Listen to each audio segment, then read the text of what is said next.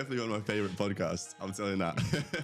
The house that we lived in, we didn't have a toilet. We didn't have electricity for most of the time. We had to use candles. Unfortunately, my dad, who was in Latvia, he had passed away in a car crash. It's just me and my mum now. I have to man up. Any man, and I think every human, they don't want to see their family suffer. Nobody wants that. And I was seeing this one chick, and she was doing OF. She was showing me like the earnings. I can't remember, it was like 5,000-10,000 that she was making. In my head, I'm thinking, okay, but what's stopping you from doubling it? Why don't you make like 20,000-30,000? We have models who have helped retire their parents. Is OF a net positive or a negative? I think. Markuss, welcome to the show. We're chatting so much before we hit record, we might as well get started. Yeah, thank you for having me on it, bro. And we've been able to make it happen while I'm out here in Dubai, which I think is absolutely class. And you've rocked up to the studio in one of your amazing cars. But life was very, very different growing up. I want to go back to that and understand where the Markuss Hussle came from. Wow. Should I start right from the beginning? Yeah, let's do it. Okay, I haven't done this in a long while, by the way, giving everybody a context from exactly day one. So there's quite a long story. And so many people see the product now. Yeah. I think context is king in everything. Absolutely agree. And it will maybe point to some of the traits that I've learned about you when doing research for this episode that I admire and I think people would admire about you. Those don't come from nowhere. So I think let's go deep. Amazing. Okay, so I was born in Latvia. It's an Eastern European country. Total population is 1.9 million people. For a bit of comparison, I think just London itself is maybe 25 million people. UK is like 62 million. So very, very, very small. And most people, when they heard the name or the word Latvia, they were like, what? Most people, that's their reaction. So that's where I was born. It's little Eastern European country. Two beautiful parents. I lived in Latvia till I was 10 years old, until my parents decided to break up. Unfortunately, my dad was alcoholic, and to me, absolutely perfect, never abusive, nothing like that. But unfortunately, to my mum, he wasn't the greatest of partners. But again, I was only up until 10 years old. I never learned about it, never realized that, I'm no kid. So they decided to break up. To give you guys a bit of context, I guess, this is very important. From the age of 1 to 10, when I lived in Latvia, we lived in a small little farmhouse. I genuinely mean this when I say, you can ask me, I'll send you some videos and photos so you can put it up. The house that we lived in, we didn't have a toilet. We didn't have electricity for most of the time. We had to use candles. So to a lot of people who are listening to this, who are from Eastern Europe, it sounds like, well, yeah, like, okay, that's nothing weird. But whenever I tell people about it from my friends in the UK, etc., they're like, what? What the fuck do you mean you didn't have? It's like relative poverty in the UK is very, very different now to 15, 20 years ago. And then there's other parts of the world where that's still the situation where we would describe that as absolute poverty. But in the UK, it would be like a 1 in like 1 million circumstance for that to happen. Right. And I think a lot of people need to realize how fortunate they are to be either born in the UK or being able to speak English, etc. So we live there because I like to give people a bit of context. I think for me personally, I think it's very, very important for people to know exactly kind of how, why, when, etc. So that's how I grew up till the age of 10. My parents decided to break up. I immigrated to the UK with my mum. Reason being is because after my parents broke up, my mum found, which is now my stepdad, through like online. And my stepdad is also Latvian, but he was living in the UK. He was working there as a carpenter. And long story short, we immigrated to the UK. When we immigrated, I couldn't speak English at all. I'm also the only child, so it was just me and my mum. I had no friends, obviously. I didn't know anybody. I didn't even know this stepdad now, right? Everything is brand new. So no English, don't know anybody, don't know what the hell's going on. I'm 10 years old. What's going on? And as you can imagine, school wasn't the greatest for me. I'm the freshie. I can't speak English much. I have no friends. We still are very, very poor because we live in a council estate. My mum would make me pack lunch and, barely what she could give me. So, school wasn't like the easiest for me, as you can imagine, but I was always, wouldn't say like a class clown, but I just tried to make the best of every situation. Humor? Yeah, because I just tried to make people laugh, and that's how I made friends. Because I had nothing else. I couldn't really play football. Everybody else wanted to play football. I was like, I'm not really good at it. So making people laugh was kind of my thing, and in school, by the way, because I know a lot of people will be like, I sound British, in school, between the age of 10 to 15, I want to say, instead of doing PE, which was like sports, and science, I done extra English lessons. So that's how I picked up the language really quickly. And I think when you're a kid and you're learning a language, you pick it up with the accent. You're much more moldable. Wherever you learn the language is probably where the region is going to come from. Because what part of England did you move to? Suffolk. Okay. Suffolk's a county, but the actual place was Sudbury. Okay. Little village, like town as well. So yeah, so that was me from up until the age of like 17. This is now kind of middle school / high school. I was a pretty quiet kid, but I also knew everybody at the same time. I wasn't just with the nerdy kids in the library. I was maybe one day, and then one day I'd play football with like the cool kids, you know? Again, for me, it's just, I always found it pretty easy to speak with people and blend in, etc. Because, I mean, in my head, I'd never really thought about things too deep. I think a lot of people, especially in school, they get too delved up into like what's cool. We get wrapped up in the hierarchy as well. So you mentioned the cool kids that played football, but you were also not bothered by, I could spend time with the nerdy kids in the library. And, I was playing video games in the library on my phone with the nerdy kids. I was the nerdy kid. Move between crowds like quite seamlessly. I think that's an important skill set to recognize yourself. And some of it, like, we're post-hoc rationalizing, aren't we? But at the same time, it's interesting to think back and be like, oh, that's interesting, because so many people, like you say, they get caught up in what crowd I'm in, they put themselves in a box, and that can obviously lead to future choices as well when it comes to education or social groups or activities that you take part in. Because it's like what you said, it molds you, right? Especially when you're a young kid or becoming a young adult. Like, those are the years that are going to mold you as who you're going to be, how you're going to be when you're older, right? So I turned out pretty all right in school. I didn't really get the best of grades. I never, ever revised. I'm not saying I'm proud of it. I'm just saying that was the fact. Yeah. So if you're a young guy watching this, please revise. Make sure you take school serious, because I didn't. But I mean, I'm very, very fortunate that it's worked out for me. So that was up until the age of 17. And my dad, by the way, at this point was still living in Latvia. And of course, I was living with my mum in the UK. Unfortunately, just when I finished college, actually I dropped out of college, I went to do media because in school, like I said, I didn't get any good grades. The only one subject I got, actually there was two, I got good grades in was media, which was like photography, videography kind of in one, and drama. I didn't really care about drama. It was just easy for me. They stimulated you a wee bit more though than other things. Correct. Yeah, because it's creative, right? So for me, it's like sitting down and just looking at numbers and letters. Like, it's just boring to me. Now I do it, but it's a different way. But yeah, back then, 100%, it wasn't stimulating enough, right? It was a bit boring. So media was the only thing that I really got a good grade in, and I enjoyed. And I was like, well, sure, I'll just do that in college. And the school system said, right, this is how it works. You go and do this. After this, you need to do further education. You went, right, I'll tick that box. And I had no idea. I genuinely had no idea. My mum as well, bless her, she obviously wasn't from the UK, and the education system in Latvia is a little bit different. I mean, overall, of course, it's kind of, primary school, high school, college, and then university. Kind of the same, but it works ever so slightly different. And I didn't know anything. I was just letting the teachers tell me what to do. And I was like, all right, sure. So now I'm in college, right? And I'm thinking, okay, what's next? And they were telling me, so after this, you got 2 years or 3 years. After this, you got university. I'm like, what's university? What is that? And I'm like, so this is where you're going to go, where you get to choose. You don't have to do it. But if you choose, you have to, probably get a loan or pay 9,000. And then you're going to have to be in further education for 4 years, etc. In my head, I'm thinking, I don't like school. I don't have the money. Why would I choose to do that? So I dropped out.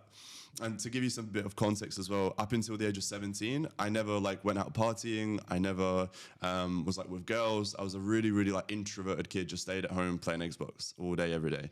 And then from 17 to 18, when I started college, that's when I started hanging around with new different friends. Because again, college, it was everybody's different. I don't know anybody. And I just happened to hang around with, again, kind of the cool kids, if you want to say. And they were always inviting me to these house parties. And I was like, sure, I'll come. And that's where I got introduced to just going out, having fun, doing this and that, whatever, seeing girls. So that's where I kind of, I guess, came out of my shell, because before that, I was literally just staying at home playing video games. Socially, you start to understand maybe the temptations of gratification, instant gratification. Yeah. Right? Yeah, I'm on board. I find this period quite interesting because, as you said, you went to study media. And if we go on to what you've gone on to do, thankfully, that is probably one of the skills from that period of time that actually makes sense. Yeah, it's very interesting. And I'll tell you how we got onto that as well. Because I don't want to bore the people that are watching, I just want to get to the most important part of my story. Unfortunately, after I dropped out of college after 1 year, unfortunately my dad, who was in Latvia, he had passed away in a car crash. It was just a freak accident is life. It happens, you know. Of course, I was devastated as a young adult. I just turned 18. But I realized that's when I really, really realized, okay, well, I got to stop doing all this, going out, partying, playing video games, because it's just me and my mum now. Like I said, I don't have any siblings, no brothers, sisters. I don't have a dad who can look after. He was still sending me like 400 euros a month or something like that, you know, still helping us. Didn't have that. I had no grandparents. It's just me and my mum. I have to man up. And, you know, again, this is why I say everything happens for a reason. Because of that, that's when my mind just completely shifted. I feel like I became a man that day. I said, right, listen, I need to make money. That's number one. I'm broke at this point, right? I'm living at my mum's house. I am broke. I started trying to get different jobs here and there. I got a door-to-door job. I had I heard you talk about this before. It was like RSPCA fundraising or something, correct. wasn't it? That's mad. And I actually done that for a whole year. If anybody has any experience with door-to-door jobs, I mean, the average person stays for maybe 2 weeks. 2 weeks is quite a long time. But I stayed for a whole year because I found it, again, pretty easy. Not easy in the sense that, you know, I was just making loads of sales, easy in the sense that it made sense in my head, because the more doors I knocked on, the more people I spoke to, the more sales I was probably going to get. Nobody else seemed to understand that. Everybody else just wanted to knock on 10, 20 doors and just hopefully they make a bit of cash and then go home. I knocked on like 150 doors a day when the average person would do genuinely maybe like 25, 30. So no wonder I was making more than everybody else. Yeah, it's a numbers game in that space as well, because rejection is going to be so high. Yeah. And I tell you what, that door-to-door job was one of the best things to ever happen for me when it comes to like business terms. Because at this point, I never understood commission, didn't even know what that was. I never understood sales. I never had done sales. So this molded me into 100% to who I am now. Massive part of who I am right now was that door-to-door job for an entire year. I mean, imagine knocking on 150 doors uninvited. It's a really challenging experience. Recent podcast guest, he's an e-com entrepreneur in Scotland called Scott McClure. He was doing door knocking for like a Windows and like refurbishment company. Proper soul destroying stuff. But so many of the skills that he employs now in terms of resilience and mindset and perseverance, he harks back to the days where it was freezing cold and he's knocking these doors, being told no, and then getting the yes and then being like, oh, just buzzing from it. And like sometimes you get that feeling and you know, I need to do more of this, and it can be in different arenas as you've gone on to do, but that buzz of the chase becoming a yes and becoming a contract and a commission, that feels great. Incredible, right? You can't even describe it. You have to feel it for yourself. So for any young man watching, I really do recommend, if you want to get out your kind of bubble, if you feel like you're an introverted guy, I think you should definitely look at a door-to-door job. Don't do it for maybe a year like I did. That's unnecessary because I didn't think of anything else. But, you know, maybe do it for like 2-3 months. Really put yourself out of your kind of comfort zone. It's only going to do well. What else did you learn from that experience then over that period of a year? The door-to-door job. Fantastic question. You know, no one's ever asked me this, so great question. There's a lot. So, of course, sales, but within sales, there are so many things involved, right? So, number one is body language. Well, this is door-to-door, so it's a little bit different in terms of like Zoom, right? Zoom, you can still see them, and body language is kind of important. You know, you wouldn't do a Zoom call like this, you know, like that's common sense. But with door-to-door, because you are physically right in front of them, it matters a lot. So, for example, what a lot of people would do is they would knock on a door and just stand there like this, like really, timidly. I don't know, nervous, timid, yeah. For me, I would literally knock on a door and just like lean like this on the wall, like lean like this. And I'd just be dead like casual, just chilling. I don't make too big of a deal out of it. And when they open a door, I'm like, hi, how you doing? You're right. I'm just in the local area, right? So that's number one. Body language is huge. Yeah. Tonality, massive. Tonality. Because I think a lot of people, they just talk in one monotone like this, and they're pretty, right? This is the number one thing that I do in my sales consultancy stuff for businesses. I'm like, elevate your tone at the point when it matters. And people are like, oh, what do you mean? Well, when you're presenting something that they should be excited about. So for example, with the RSPCA, you're like, we can save 8,000 dogs if you donate £2, and that you need to get excited at that point because you want them to be excited. Correct. But like you say, so many people are like monotone, and you have no idea when somebody should focus on those words. Yeah, and another one leads exactly what you're talking about, leads into the third one, which is mirroring. You guys, I'm sure you talk about it as well, right? You do more so over the telephone, right? Phone, email. But even over the phone, you can 100%, because if you pick up the phone and somebody goes, "Hiya," da, da, da, you're going to be like, yeah, you know, the same energy. But if somebody answers the phone, they're like, "What is it?" Then you can be like, "Listen, I'm just going to be really quick." You know, you're in the same kind of level. Yeah, I also think people can take note of this in like working within teams. And I definitely, when we talk about your business, I'd be interested in how you built out your team. But there's people I work with in particular parts of like the operations within my day job where you have to bring a different personality to the table, different energy. So the guy that does sales like me is high energy, excited about the new deal, wants to make the win. The guy in stock or operations, you've put a new headache and a new challenge on his table. So you need to come with calmer energy. You need to be more like detail orientated and like go through the spreadsheet with him, go through the data and be like willing to do that rather than running in there being like, "Whoa, this deal's gonna be worth this," which you can do with your sales colleagues, but differing that in the same way. So like different customers, exactly the same, Markuss. So like you go to the door and it's an elderly couple, you're gonna change your approach to if it's a young guy, like that you can maybe mirror more closely. Yeah. Even little things such as like if it's a young guy, you might throw in a little swear word if he swears first. All of a sudden you're on the same level. He doesn't look at you as like this salesman. And learning this at like 18, 19 is so powerful though.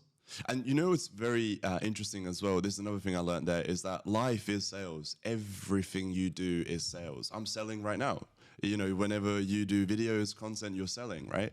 Whenever you want to take a hot girl out on a date, you have to sell on the idea of why should she go on a date with you, right? So everything in life is sales. So learning about sales is one of the most important things. And what is sales? Most of it is just psychology. So I used to read a lot of books about psychology, etc.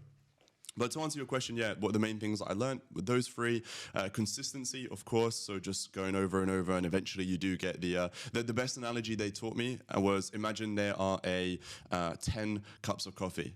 No milk, so they look the same, right? But only one of the coffees has sugar in it. So they all look the same, but you from just looking, you can't tell. So how are you going to know which one has the sugar in it? Well, you have to taste all of them, right? And then eventually one of them will have, and then that's how. So the door-to-door is the same. You have 10 doors. One of them is going to sign up on average. So how are you going to know? We'll just knock on 10 doors. Oh, you got one. Cool, another 10, another 10, another 10. It links to consistency as well. So have a consistently excellent approach across all of those 10, and you give yourself the best chance of finding and converting that number one. Because like you say, you could have somebody that just consistently chaps 10 doors and just has this terrible approach, but you're employing those other 3 skills that you've got and be able to convert them as much as possible. I love going deep on this sort of stuff because if you look at the success you've got at your age, there's clearly things that have been put in place before that, which makes it make sense. Because otherwise, it might be a bit of like, oh, Markuss is just an outlier.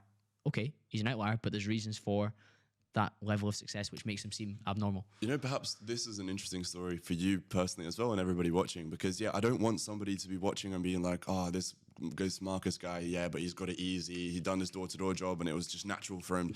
Okay, I'm gonna tell you, God's honest truth, this is my first ever time that I knocked on a door. So how it works, I think every door-to-door job is probably different, but how it was for me is you get hired, in the mornings they have like a morning meeting and they teach you like pitch practice. You know, you might find somebody else who's just started, you do a bit of pitch practice with them, etc.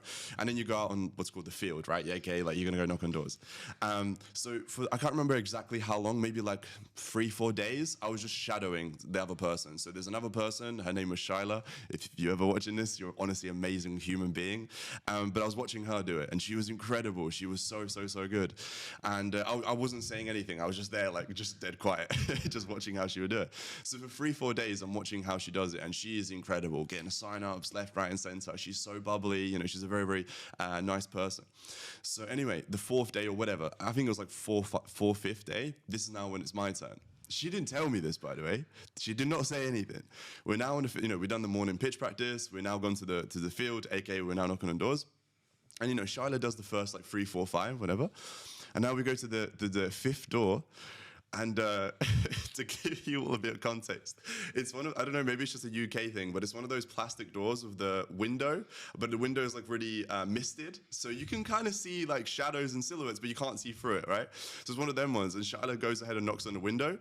And I'm standing next to her. And And as we can see somebody appearing closer and closer, you can see like a silhouette. Charlotte just turns around and just walks away. She goes, "You can do this one." I'm like, "Whoa, whoa, whoa, whoa, whoa, whoa, whoa." Like, what you did? Panicking. Yeah, you did not tell me about this. No. And then she's like, "No, you can do this one." I'm like, and I think I started walking away or something. She was like, "No, stay there. He's coming to the door." I'm like, "Oh, okay, fine." So I turn around and looking at the door now, and I'm like, "Oh my God, what am I meant to say now?" And I see the silhouette of the person getting closer and closer and bigger, and I'm thinking, right, this is fine. I'm gonna do it. I'm gonna boss it. I'm gonna ace it. He opens the door, and I go, You froze. yeah, I couldn't say anything. And then she comes around the corner, just like, "Oh, hi, it's just his first day, da da da." So that was my first ever door. So for everybody watching, I don't want anybody to be like, "Oh yeah, he's got it easy. Naturally, he's good at sales." I might seem perhaps like an extroverted person right now because of how I talk, etc. But you guys got to remember, I mean, this is now maybe 6-7 years ago, this door-to-door job that I'm talking about. You did the reps. So Correct. many people don't do the reps. Like, how can you possibly expect to be competent? So people are listening to this, will be episode 220 something of the podcast. Of course, I'm better at having conversations and getting more from my guests and having more interesting back and forth than when I started. Because I've done 200 odd reps. Yeah. And I've done countless meetings and Zoom calls and Teams calls, which are very similar in my corporate job, which has some overlap. So look at how you conduct yourself. Of course, it's radically different from the guy that was wanting to run away from the door on his first day. You know, Colin, here's, I don't know anybody else who says this, so I'm going to take responsibility for this. I really think I'm the first one to ever like get people to imagine it this way. For everybody watching, or if you're listening to this, whatever you're doing, right now in your head, think of just one person who you believe to be the greatest of the greats in whatever industry. It can be an actor, athlete, whatever. Just think of one person right now in your head. You got it, right? Now think, how long has he or she been doing that thing for? I guarantee it's probably not been months. Probably not even years. It's most likely decades. I'm talking 10, 20, if not 25, 30 years. Do you understand how long that is? The amount of reps, like you just said, it's insane. So that's why when a lot of people start, especially young guys, and I understand it because the day and age that we live in with TikTok, you've got Amazon next day delivery, all these things, they naturally teach us and program us to have instant gratification. And when you don't have that, it's very, very difficult to stay focused and build on something for months, if not years. But you need to remember that nothing in life is super easy. If it's easy to get, it's probably not worth a lot. If something is worth a lot and you really want it, maybe it's that car, that watch, that house. And if it's really hard to get, well, that means it's going to be a great reward, right? Vice versa. If it was easy to get, then everybody would have it, and that means there is no value attached to it. If getting a pair of abs, six-pack was easy, and everybody was able to get six-pack overnight, then it wouldn't be like this thing that looked upon, right? So pretty obvious stuff, but I think people need to be reminded this stuff every now and then because especially nowadays, a lot of people online are talking about easy money, online, quick, this. It doesn't work like that. If it was, then everybody would be rich. There's a lot of background work to do, and I appreciate you sharing that. I want to fast forward from the door sales knocking job. Yeah. Letting agent next? What was happening? Yes. I want to That's talk. amazing. I you know this. want to talk about your body language getting the job. I was fascinated by this, and I went deep in my research to understand this part because I think again, it points to a level of skill set. This is definitely one of my favorite podcasts. I'm telling you that. So I've done the door-to-door job for like a year, like I said. And, there's no bad blood, but just the way it works is just, it's a bit not for me. They say there's no cap, there's no ceiling to it, but there is. There's only so much you can do. And essentially I was getting held back and, long story short, I quit. I left after like a year and a bit. Because only reason being is because I knew I was able to do more. I was able to achieve more. And I'm like 19 at this point, 18. I think like 18 at this point. And I'm like, right, I know I can do more.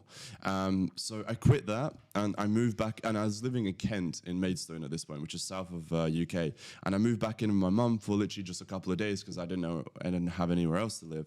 So I moved in with my mum for literally just like 1 or 2 days. And whilst I'm there, my mum's like, well, you're going to have to do something. Like, what are you going to do? And I'm like, Mum, don't worry. I'm going to figure it out. I had no fucking idea. So the next morning, I wake up. I put on my nicest suit, which was like probably too fucking small for me. I had a pair of sunglasses on and I had my AirPods in. And I just thought, it's not going to be that difficult to get a job, right? Like without meaning to sound, I know I'm about to sound very egotistical and big-headed, but with my charisma and if I just present myself the right way, I'm wearing a suit, I'm going to get a job. And also for context, I laughed out loud when I heard the story the first time, so I'm looking forward to hearing it. Didn't have a CV. A CV is worldwide. I think people know what CV is. CV is basically like your resume, right? Like this is who I am. Experience, education, skills, everything like that. I didn't have one. One, because I couldn't be fucking bothered to make one, and two, well, I didn't really have much. Like, I had a door-to-door job, and before that, I worked in a warehouse when I was going to college, and probably not that exciting. So I didn't have one. All I had was that small suit, a pair of AirPods, which were fake, I think, and a pair of sunglasses. And I got mine in my car. It was either an Insignia or a Ford Fiesta at the time. And I drove to the closest city, which was Colchester in Essex.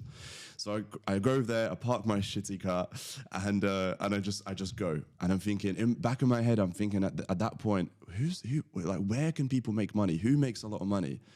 People that sell houses, estate agents. So I literally just walked into estate agent after estate agent. Every single one just walked in. Literally, I'm going to reenact it. Bear in mind, I have sunglasses on and AirPods. I just open the door, take my sunglasses off, one AirPod. I'm like, hi, are you guys hiring? Everyone's like, no. Okay, no worries. On to the next one. I think I've done maybe like 3. One of them literally told me like, no, what the fuck? 2 of them gave me a business card and said, call me, which means politely no. The 4th one I walked into, which was Michael's. I'm sure I can say it. It doesn't matter. Yeah. They're great guys. So I walk in, and just by chance, it happens to be the managing director. Well, I think it's one of the co-founders of the entire franchise. And I didn't know this, of course, right? I just thought it was another guy. I walk in, and I think he was like the only one there, or he was like right at the back, and there was maybe like 1 or 2 like secretaries, whatever. I walk in again, boom, sunglasses, AirPod. Hi, are you guys hiring? And he goes, yeah, we might actually be. Yeah, I like you. And he goes, come back in tomorrow. Brilliant. Walked out, went home. That's it. Got my 1 interview. I know I'm going to pattern it. Go home. You made an impression. Yeah. Radically different. Yeah. Nobody else is doing that. So he said that to me the next day. So of course, I came in for the interview the next day, early, sharp, boom, wearing my suit again. And, we're speaking, there was 2 of them. The franchise is called Michael's, and I believe they were both called Michael as well. They're friends, not like brothers or anything. It's crazy. One of the co-founders is called Michael, but there was another branch manager who was called Michael. So there's 2 Michaels, and I remember now. So anyway, I'm doing an interview with them now, and, they were like, they basically said, like, we've never had that happen before. Like, this is crazy. I see a younger me in you. That's what they said to me. And I was like, great, so am I hired? So they made like a new little role for me, which is basically, I was just doing viewings, right? The most easiest job in the world. Literally all I had to do was show up at the office in the morning, be told where I need to drive to with my company car, didn't even need to drive my own car, just drive to the house, show them around, and that was it. So I got that job, and I'll be honest, at the time of that job, I was genuinely thinking of just, okay, I'm going to be an estate agent. I'm going to be the best estate agent. And maybe perhaps eventually I'm going to open up my own branch. I'm going to be the best. And I remember this so vividly as well. There was one morning, this was like 2nd, 3rd day of being hired. I was speaking, I've never said this before actually.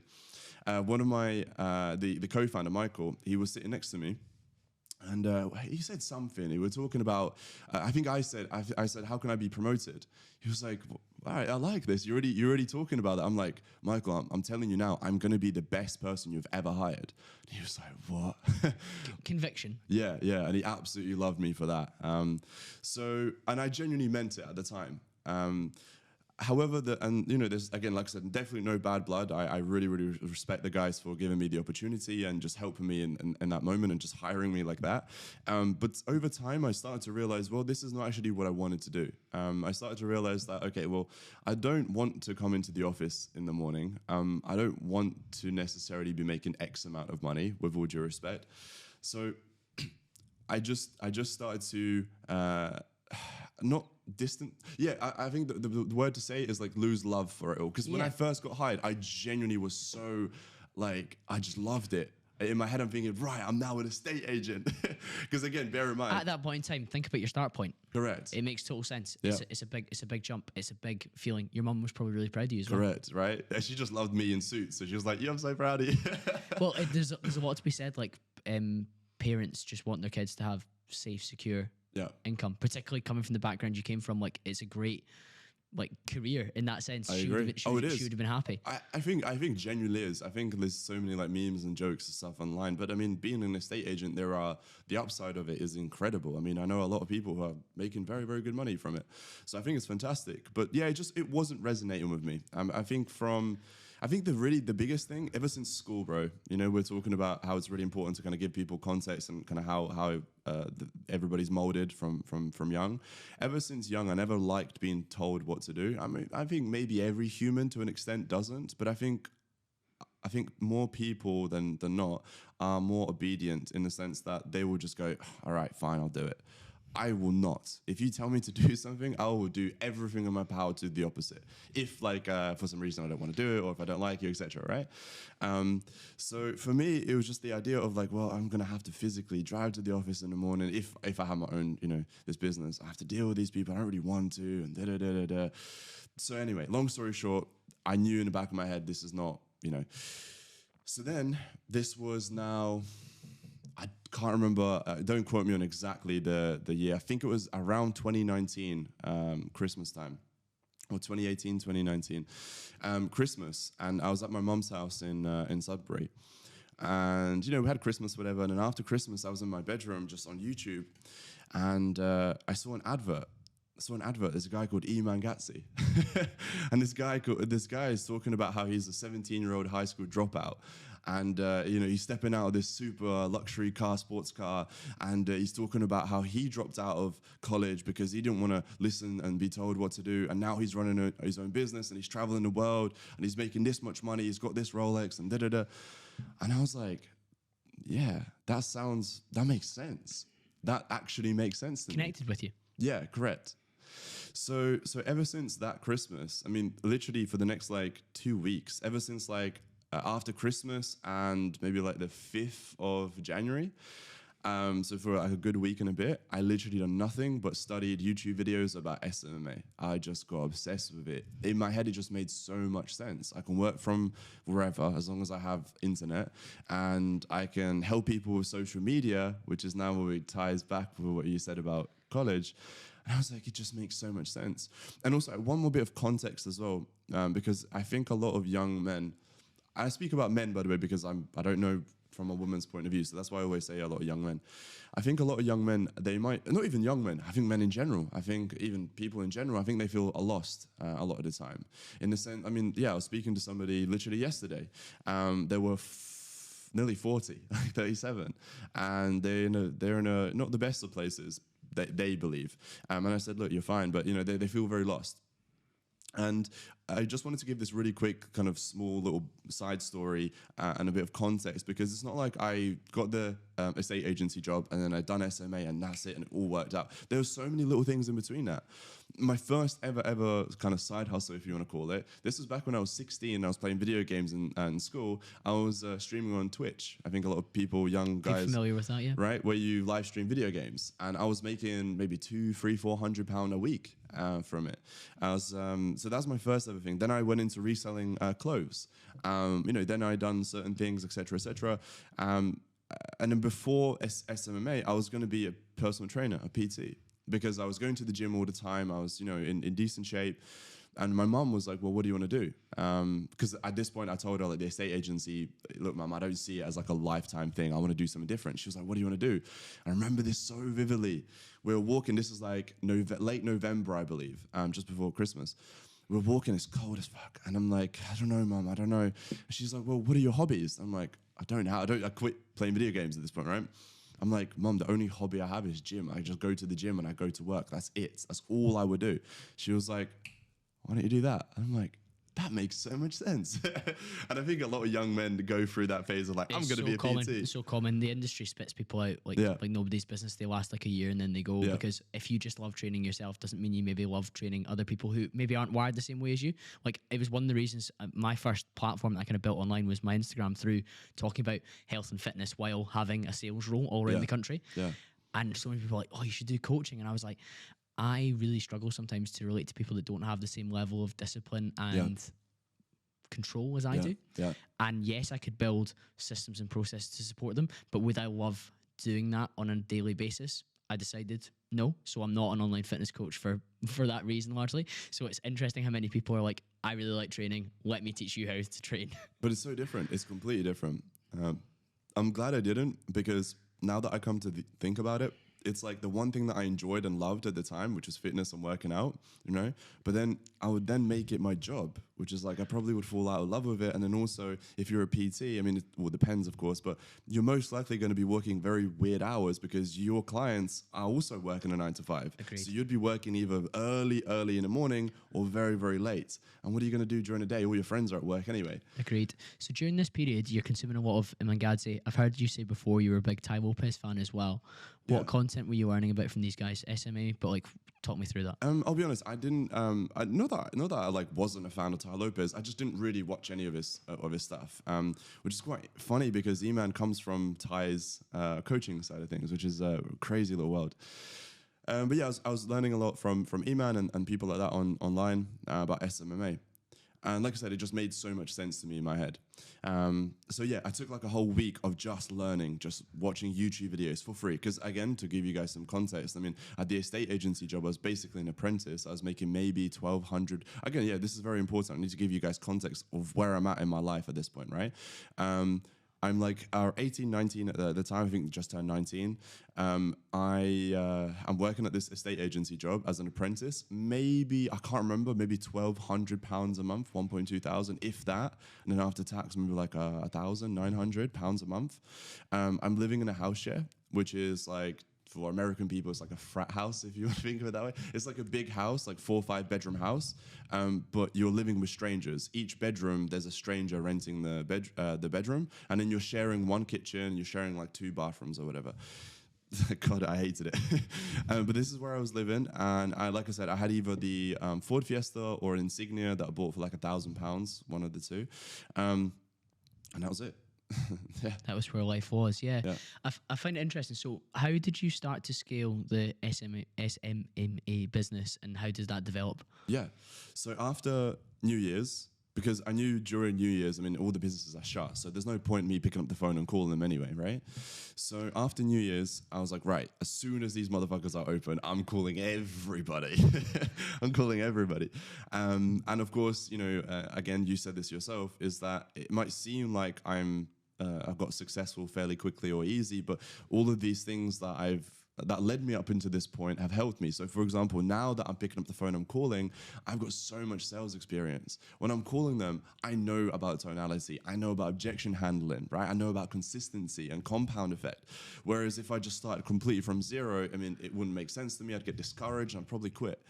So for me, I understood these things. I called 100 people a day. They all told me no. I call another 100 tomorrow. Maybe one gives me the time of the day. I'll call another 100 people the next day. Finally, I booked one meeting, you know? So that's how I started. And bear in mind, I was still working my estate agency job on the side. And I'll say this, and Michael, both the Michaels, if you're watching, I'm sorry, but you probably know this by now.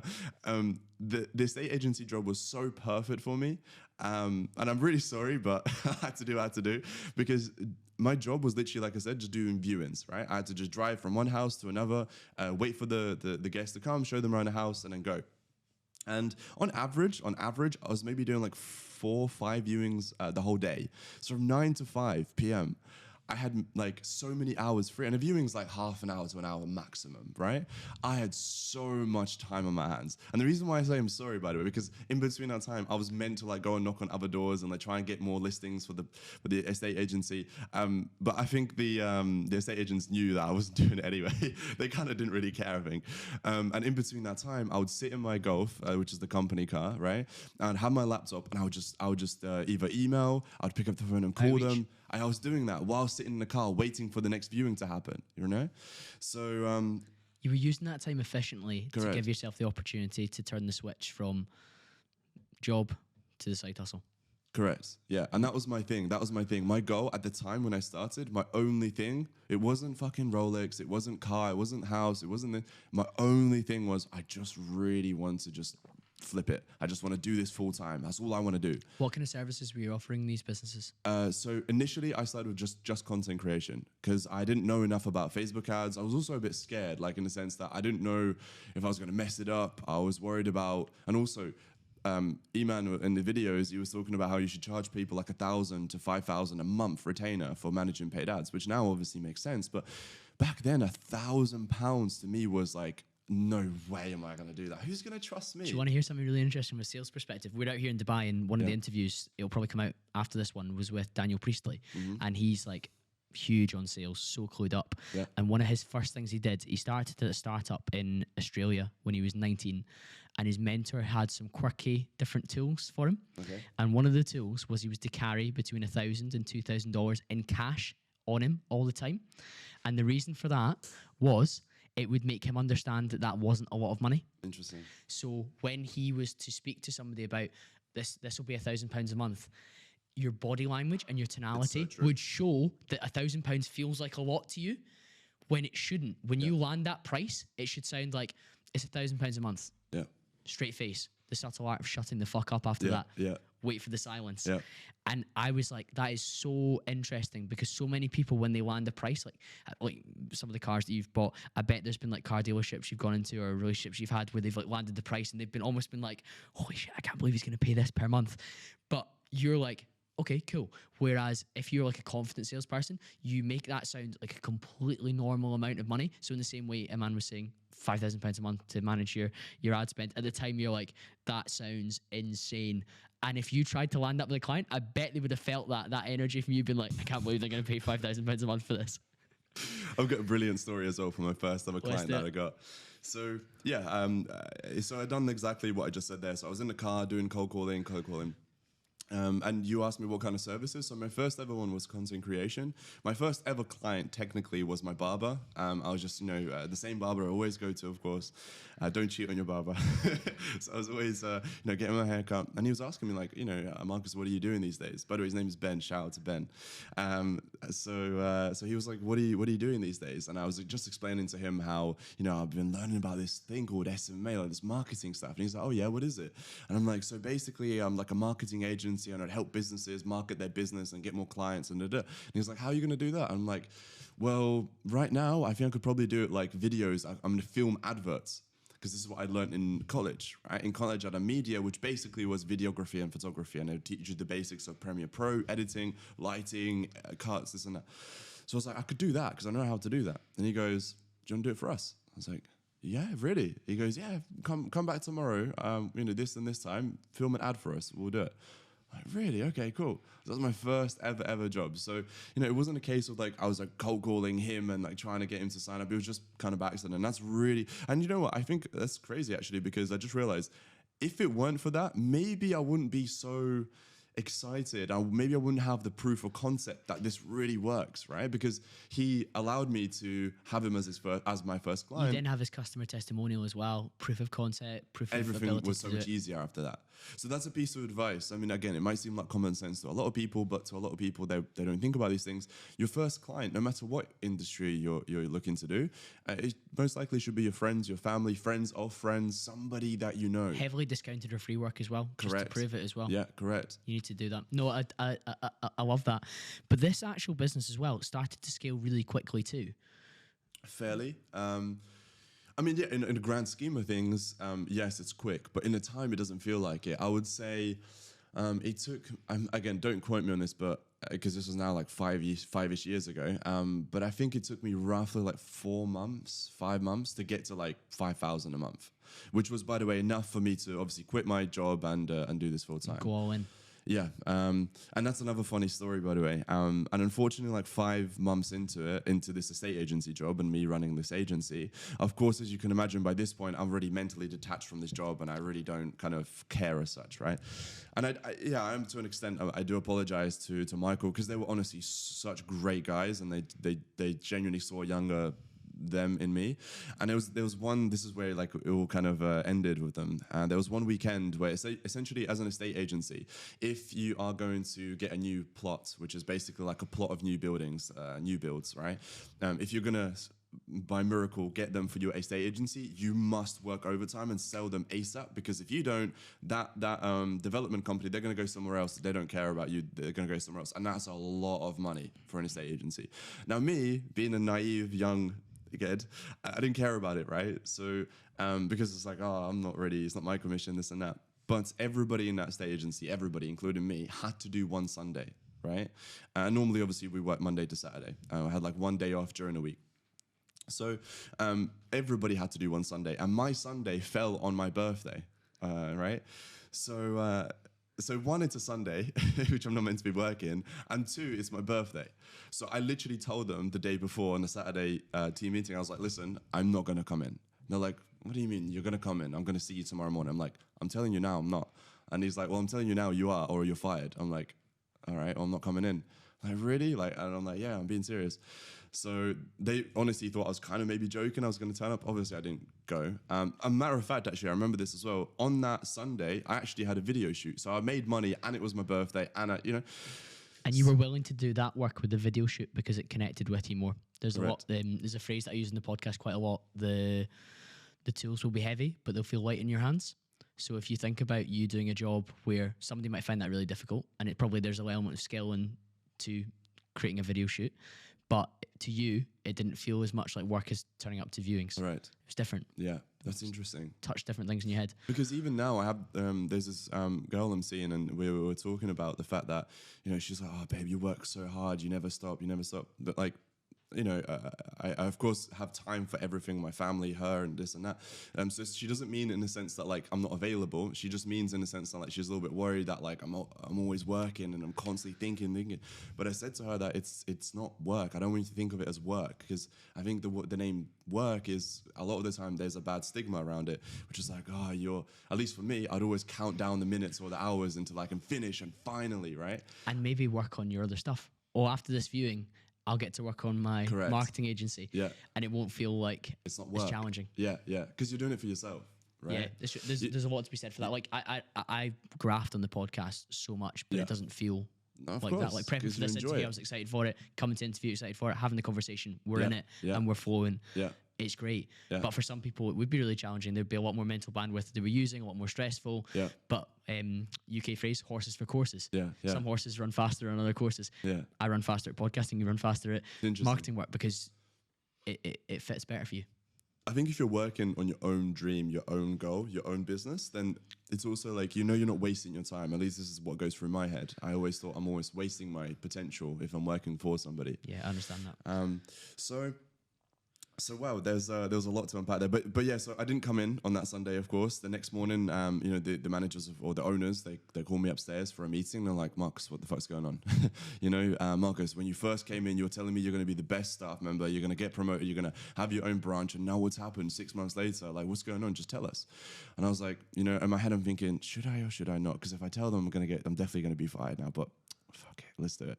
I was like, listen, guys, I'm going to be honest. For the last, God knows how many months, I've been working on this side business, and it's going pretty well, I'm going to be honest. And I was a little bit I wouldn't say scared or worried, but I didn't know what to expect. I didn't know how they're going to react. And you know what's mad?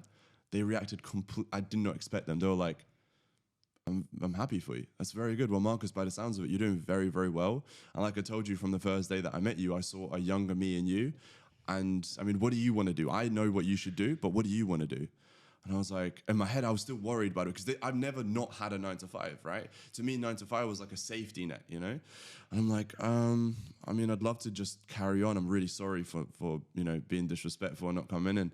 And they were like, no, I think you should pursue it. I think you got something great there. I think you're going to do really, really well. I think you should go all in. And I was like, really? And I'm like, yes. We're not mad at you. I think you should do it. So this is why I'm like I said, there's absolutely no bad blood. Yeah, it's great. Like, real recognizes real in that sense. Yeah. He built something of his own that he was passionate about, and he's seeing you doing that, and he's like, cool, this young guy, we would only be delaying the inevitable at this point in time. Correct. Sorry to interrupt you. One more thing for everybody watching as well. This is very important. This is relative to the story that we're talking about right now. When somebody, and this goes for relationships as well, in a platonic relationship and business relationships, when somebody is ready to leave and they make that decision, you got to realize and you got to remember that that person was ready to leave months ago. These things don't happen overnight, right? So the reason why I'm saying this is because you need to, especially in a business sense, which is the main one I want to try and teach people about. If somebody comes to you as a staff member or a business partner, anybody within business, right, and they are expressing their thoughts or feelings of wanting to leave or wanting to be, etc., you've already lost them. It's too late. You can try, maybe 1 out of 10 chances they will, maintain, and you could build this business relationship back up.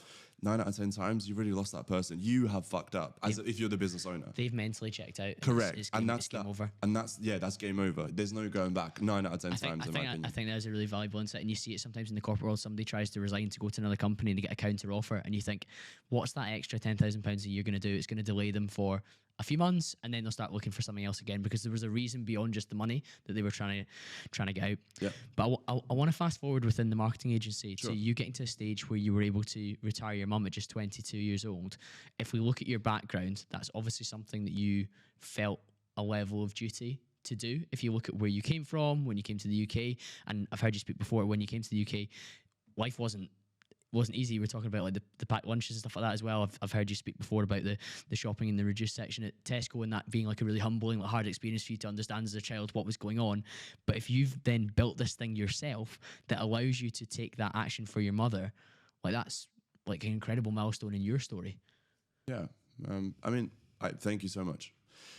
For me, it's just, there was nothing else for me to do. Like, what else was there, So where it first kind of started, of course, as you guys can imagine, when my dad passed away, that's when I was like, right, I don't really know what it was that made me really, of course, I love my mum. Of course I did up until that point. Of course I did. But like, I don't know exactly what it was that just made me like really want to care for her to this extent.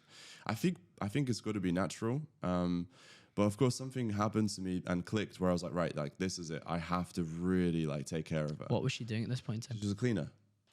She was a cleaner. As soon as we moved to the UK, that was the only job that she could get. It's because she had no English, she had no education, she had no prior work experience in anything else. So cleaning was the only thing that she could do. And she would clean, I think it was one office and 3 warehouses, or 2 warehouses and 1 office. And she would cycle. She still doesn't have a driver license. I'm like, Mum, come on. She doesn't want to.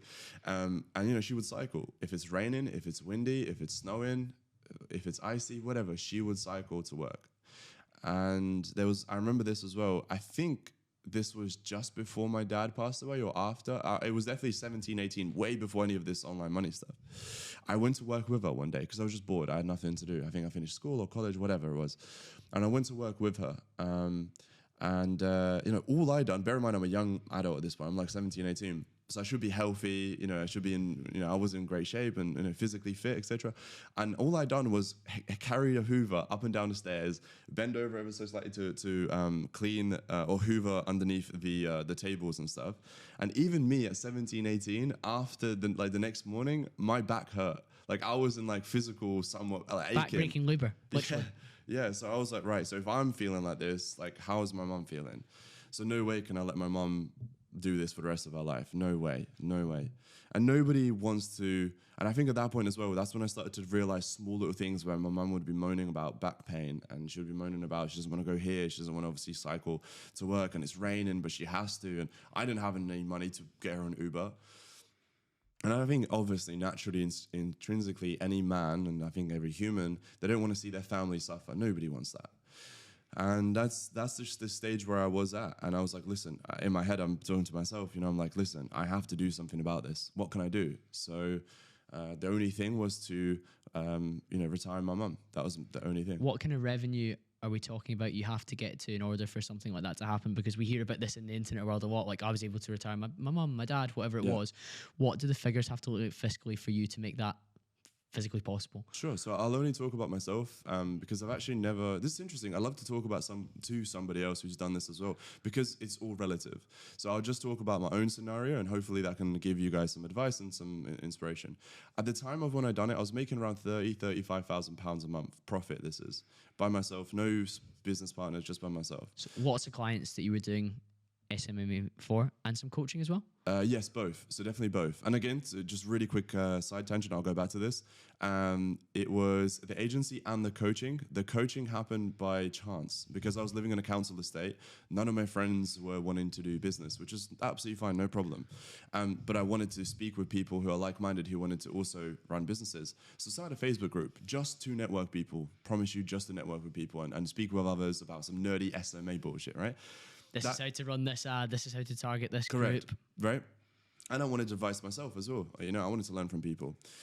So anyway, I started this group. Long story short, the group grew really fast because I was one of the first ever Facebook groups. So nowadays, people create like Discord groups, Telegram groups because they want to obviously sell. It's a funnel. I genuinely, it's a funnel, right? Of course, we have it as a funnel now as well. But at the time, I genuinely created it as just free. You know, if I go in that Facebook group now, there's got to be a way where I can search it, where you can scroll all the way back to what, 5, 6 years ago, 4, 5 years ago, where you can see me posting for free. I had no agenda. There was no click here or message me and buy this, just for free. And of course, as you can imagine, when 400, 500, 600 people start joining the group, I kind of answer everybody's questions, right? And because the group says created by Markuss Hussle, everyone's messaging me. I'm not like some wizard at that time. Like I knew a few things here and there, but I didn't know much. You were building in public, which is really cool too, though. Yeah, and it's on YouTube as well. So everything is on YouTube. I haven't privated my videos on purpose. And I was uploading YouTube videos. You can all, you know, find those, etc. So anyway, so the Facebook group started growing. Loads of people asking me questions, advice, etc. And there was one guy asked me, he goes, listen, Markuss, I know you're super busy.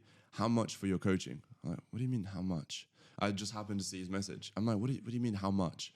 I'm just super busy, bro. He goes, no, I know you're busy. How much do I need to pay you to just answer my messages like all day, every day for like a month? I was like, you're going to pay me? I literally said, you're going to pay me, question mark? He goes, yes, how much? Because to him, he's probably like, what the fuck is this guy doing? He must offer coaching. Why does he not? And I'm like, £250? That was my thing. I charged £250 for 1 month where I would just have one-to-one messages on WhatsApp with this guy. That's how I started. And then from there on, I was like, wait, do you reckon more people are going to do it? And I just put one message. I just made one post on the Facebook group talking about how, you know, I've actually started doing coaching. If anybody's interested, I get so many messages. But if you're interested, drop me a message and I can send you a payment link and we can do some coaching. And I cannot explain to you the amount of response that I had. There's a big thing about leverage, isn't there? You'd created leverage through giving. Yes. And then at some point you decide to ask, and guess what? People were ready for it. Jab, jab, jab, right hook. Yeah, Gary V, Alex Hormozi, everything that they talk about, I just done it by accident. And it makes so much sense. It makes so much sense because nowadays, as soon as people start, they're like, right, me, click here, come to me. I mean, you can obviously make money with that way, but it's not very sustainable. You're just a sellout, right? So anyway, so that's the side tangent done. I'm doing the coaching, I'm doing the agency, I'm making around 35,000 a month at the moment profit. And my mother, bless her, she doesn't have a mortgage. So this is why I said it's all relative. And this is why in my case, I guess you could call I was lucky in the sense that it didn't cost me a whole lot. So she had no mortgage. Mortgage, I think, is probably the biggest one for most people that age. She had about £8,000 in credit.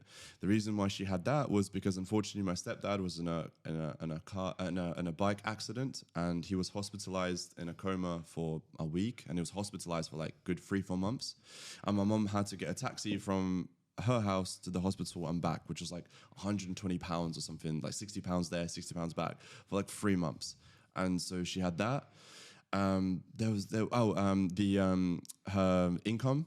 I remember this. I asked my stepdad because I wanted to be a surprise for Christmas. I asked my stepdad in a very like nonchalant, like low key way. I was like, "Can you do me a favor? Can you just find out how much she's making?" And so he asked her manager and which is pretty cool. So it was her income. Then I asked him for rent as well. How much is rent? And like I said, this is why I'm fortunate in the sense that that's it. She doesn't have a car, and that was what you covered. And you were able to set her free from that perspective because once those costs are covered, there's no need to go to the cleaning job. Correct. So it was Christmas, I want to say 21 or 22. I want to say 21. Yeah, it was 21. Christmas 2021. And it was for Latvia. I think, is it in the UK? There's Christmas is on the 25th? 25th. Yeah, in Latvia it's the 24th. Eastern Europe is the day before, yeah. So on the 24th of December, I remember this. I took and also this is quite funny. I've said this before, but that specific Christmas, because my mom was really low on cash, I was still helping her, so that she was already making a little bit of cash here and there. But that Christmas, she said to me, and I just agreed, and she was like, "Please promise me this one Christmas we're not going to gift anything to each other because I can't." And I was like, yeah, all right, Mum, I promise. She was I've like, got nothing for you. yeah, she was like, you promise me, because she knows I'm a little like shit, you know. She was like, you promise me, because you don't make me feel bad. And I was like, yeah, Mum, like, don't worry about it. It's fine. Don't worry about it. Little did she know, I've got a little present for Yeah, her. amazing gift. No, I'm so pleased, and I think people understanding how that's calculated and how that comes about is an important consideration as well, because it's such a thrown about term, and many people see the short clip where it says, "Oh, retired my mom at 22 years old." Okay, cool. What was behind that? So I think people will appreciate that. Can I? Sorry to please. interrupt you, because I also just want to give people as much context as possible. At this time as well, I had saved up the amount of money. Just to give everybody a bit of context, I'm still living in the house share, which is like £400 a month. I had at this point like sold my TV, PlayStation, Xbox, and a skateboard. That's the only assets I had to then buy a laptop, which was an old 2007-8 MacBook, which would sound like the Boeing 747 taken off in my room, like the massive fans, and it would just shut off randomly. That's what I was working off of. That was my first laptop, by the way. At this point, I'd updated the laptop. Yeah, and my car, I was still driving. I think it was an Insignia at this point, which was like £1,000-2,000. And I wasn't traveling. I had not gone on a holiday. I had no luxury watch, no luxury car, no designer clothes. And the reason why I'm saying this is simply because I want you guys to understand, when you truly figure out what is that one goal that you will do anything to achieve, then you don't have to, motivation is a myth. You don't need motivation. You have a goal, you have to achieve it. You're a man. It's a driving force. Correct. So that's why I just wanted to really quickly give everybody that bit of context, because it's very, very, very important. So yeah, going back to what you're going to say. Yeah, I think that's so important to note, as that was what was driving you towards doing this work, and there wasn't the distractions of, I'm going to buy this status symbol, I'm going to buy this goods. And since then, there's been opportunities for you to do that, because that box has been ticked and that itch has been scratched, and we can leave it there and be pleased with that. And now you can explore some of those other maybe material desires, which of course every person has, but some people like to lean into it more than others. Some people like to repress it more than others, but you were repressing it for a period because you knew that something else was coming that was more important. I understand after that there was a little bit of you feeling a little bit lost because of that higher purpose that was you were aiming towards. When that's fulfilled, what comes after that is a bit of a crash almost. It's crazy. Yeah, I was actually talking to Harry, my business partner, about this just yesterday. About the fact that I think you hear the story about with athletes having this idea and this goal of being the best, back to back to back to back, getting the gold medal or the championship, etc. And they have this dream ever since God knows how many years ago, right? And once they finally achieve it, you hear these stories that they almost kind of like go depressed. And it's like, when I was younger, I'd hear these things of like celebrities and athletes and actors and being upset and depressed. And I'm like, in my head, I'm young at this point, right? I'm thinking, come on, you're a multi-millionaire, you've achieved everything. Oh yeah, you're upset. How could you be unhappy? Yeah, right? But let me tell you guys, everybody that's listening, we as humans, it's very interesting how our brains work. We need to always strive for something, and we always want to attain something that we can't have. That's why we always, there's so many things I can go into with this. Like, that's why you want that girl. Maybe you're in a relationship and you have a good girl at home, but there's this really hot chick and you shouldn't, but you really want to. But because you can't, you really want it more. Maybe, you want to sign up to something and you can afford it, but they've just made it limited to 100 only spaces or 100 only of these items. Fuck, I'm going to pay extra because I know I really want it now. And it's really interesting because we need that. I think as humans, we need that. We need something to strive for and something that you can attain at some point, but not right now, right? Yeah, dopamine is the hormone of pursuit, not just pleasure. A lot of people are like, oh, I get a dopamine spike from whatever they've done. It's about the working towards it. And I hosted a guy on the podcast, TJ Power. He's like a British neuroscientist. I call him like the UK Andrew Huberman. Big him up. He's a great guy.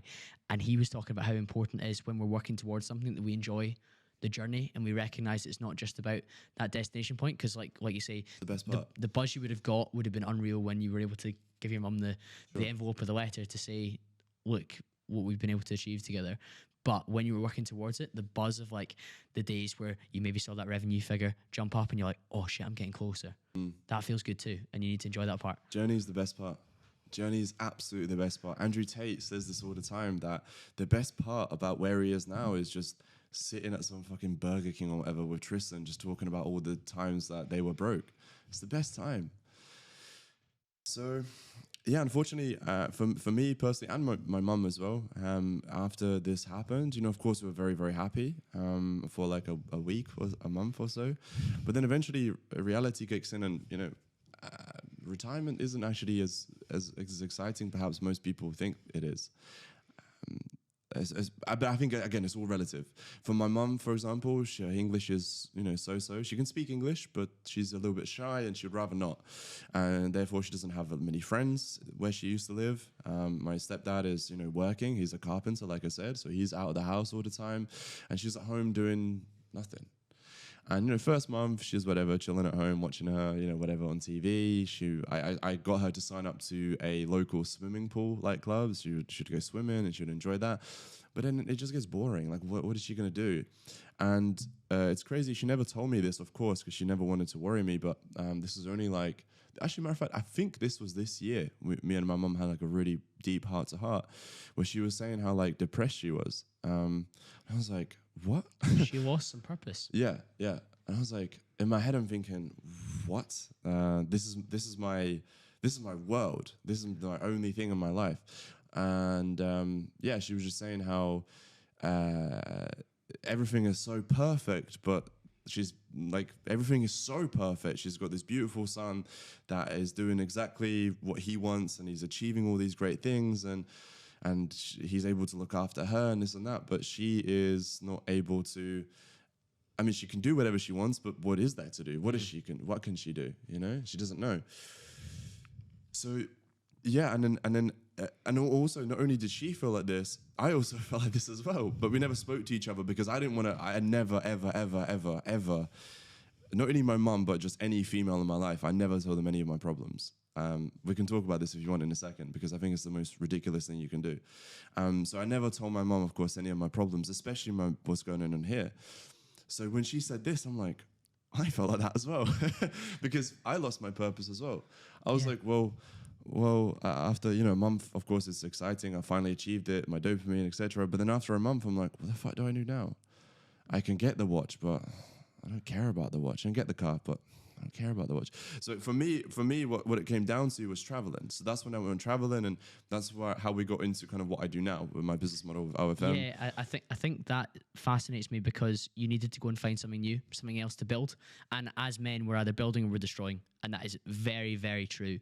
And you had built, and then you were like, okay, what next? Yeah. So again, I don't always agree with people who are like, oh, travel and find yourself, and like, I'm going to go on my gap year and whatever else, because some people just do it in a way to like escape from the reality of like what they're probably going to go back and do the normal job that they would have done the year before anyway. But you certainly didn't. You went away for traveling and you built Oura. Am I saying that correct? Yeah, correct. Yeah. Right, yeah. How did that come about? So it's an interesting one. And by the way, just to wrap up that story about my mum, by the way, she's obviously very happy now. Did she find a new focus then? How did you help her? Yeah, correct. So she got a new cat now, and it's so funny, bless her. She absolutely loves like plants and flowers and things of that nature. And I've actually just got her a new house as well. This is the first time I'm saying it ever. I've never posted. This congratulations, mate. Thank you. This is a private picture of mine that I've not said on social media. It's not a secret, of course. I'm happy to say to people, but it's just, I don't know. It's just for me and my mum. It's one of those things which is really interesting as well. We'll go back to kind of how Oura started in just a second. But what's interesting as well, I speak to Harry about this all the time. Harry's like my brother, by the way.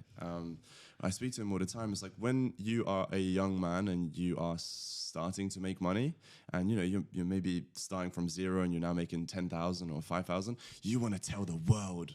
And you might exaggerate a little bit. You're like, I'm actually making 20K. But you have no idea how many videos you see where somebody like the amount they make per month changes every single time. It's like, join my mentorship and make 60K per month.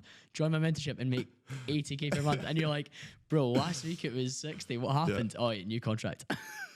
It happens, right? But yeah, it's interesting because when you're starting out, you want to tell the world what you have when you don't have it. But when you get older and more mature and you know what you actually have, you don't want to tell the world what you have. It's an interesting it's an interesting cause. And also this, when you get older, you start to understand why real wealth, obviously I'm nowhere near it, but I'm starting to understand why real wealth, it speaks for itself.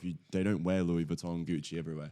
They don't have your bright green Lamborghini, you know? Well, we were talking about the kind of style that you're leaning into now with the blazer and the clean white tee. It's very like classic. Yeah. And it's not too garish. I think it's maturing as well. I mean, I just turned 25 years old in October.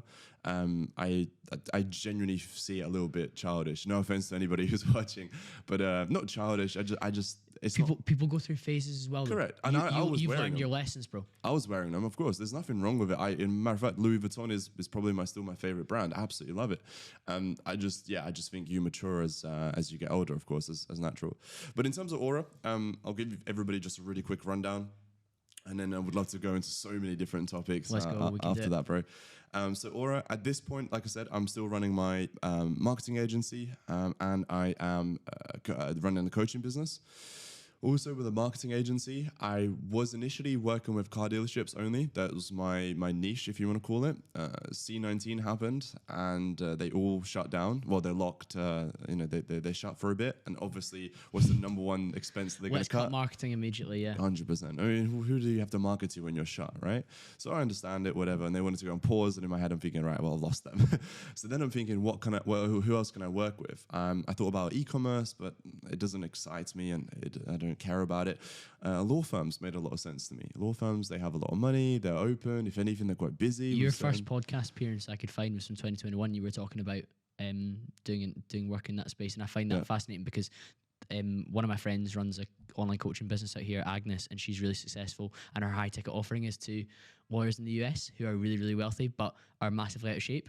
And guess what? There's probably lawyers that are extremely skilled but have no idea how to market themselves, and you're solving the itch that they just can't scratch because they just don't quite know how, and you with your skill set is like something that's of like high value to them, and these people have high levels of income to invest to get the result that they want. That's a perfect niche, right? And they're able to work from home. Like, for example, when I first started working with them, they were all working from home. And also, I had absolutely no idea anything about law firms. I mean, I never gone to law school. I don't even have a suit at this point, right? And I didn't know what I was going to get myself into. And, I'm not going to talk too much about it. We can if you want, but my favorite client out of all of the lawyers that of course, most of them were like how you imagine a lawyer. Very fucking formal, a bit older, very, very straightforward. And God, it wasn't fun, to say the least. But there was one that I absolutely, he's literally like a friend of mine, like a mate of mine, still to this day, and we haven't worked together now for like 4 years.